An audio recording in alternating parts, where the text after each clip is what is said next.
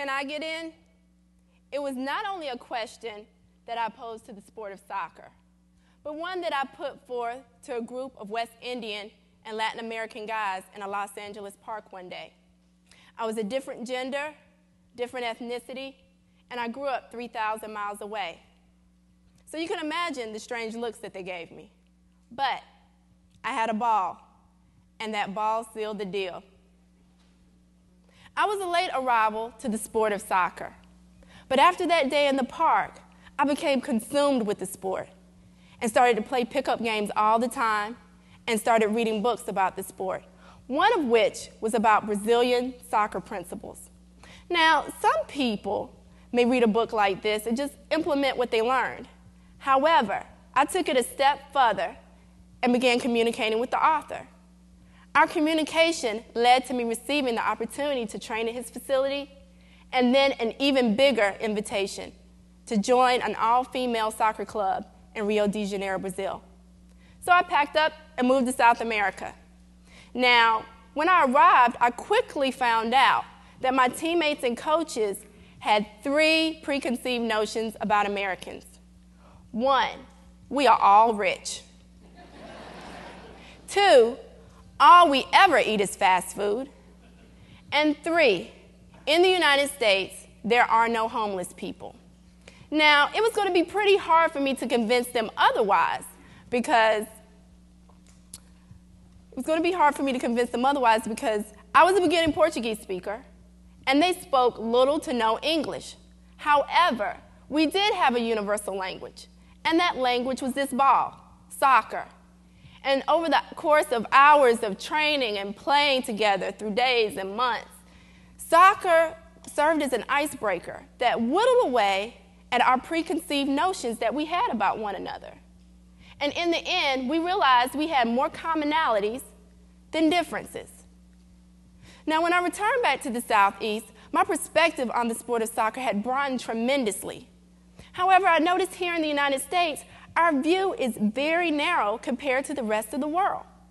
When I was in Brazil, we played any and everywhere with the ball, on cement, on grass, on sand. All over the globe, soccer is considered the sport of the common man because just like in Brazil, you can play anywhere. It's inexpensive to play and it's accessible to everyone. However, it seems like here in the United States, the sport has been relegated to grassy fields and neighborhoods of affluent or international background. Exposure and economics have prevented Americans in all neighborhoods from mastering the language of soccer in the way that others have around the globe.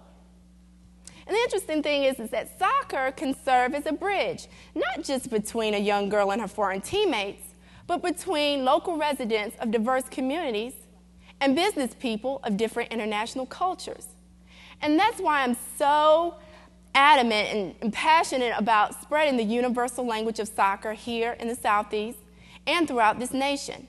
By embracing soccer, we can engage in the global community and participate in a way that we haven't done up until this point. So, what can we do to develop fluency in the sport of soccer? I have 2 approaches that I am participating in, and I would like to ask you to join me.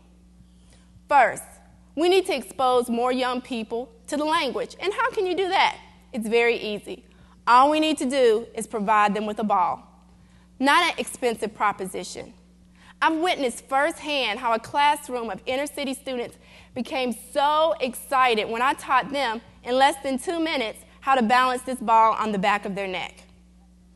Secondly, for those of us that coach soccer, play soccer, or are fans of the sport, I would like you to consider engaging in a little soccer tourism. The next time you decide to travel abroad, set aside a day or 2. Experience the culture in a whole new way. And how can you do that? Train with a local soccer coach, and then in the afternoon, participate in a friendly match with a local club.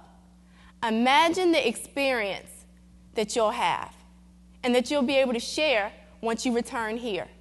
Just as important, picture the influence and impact that you'll have on the coaches, teammates, and local residents that you encounter during that experience. You know, we're fortunate here that we live in a country where our native tongue, English, has become a de facto universal language, spoken by people all over the world. Athletically speaking, soccer is the global language, and it is one that can yield us new friendships and allow us to engage in global dialogues in a whole new way. Embrace the universal language of soccer. That is my idea worth sharing. Thank you.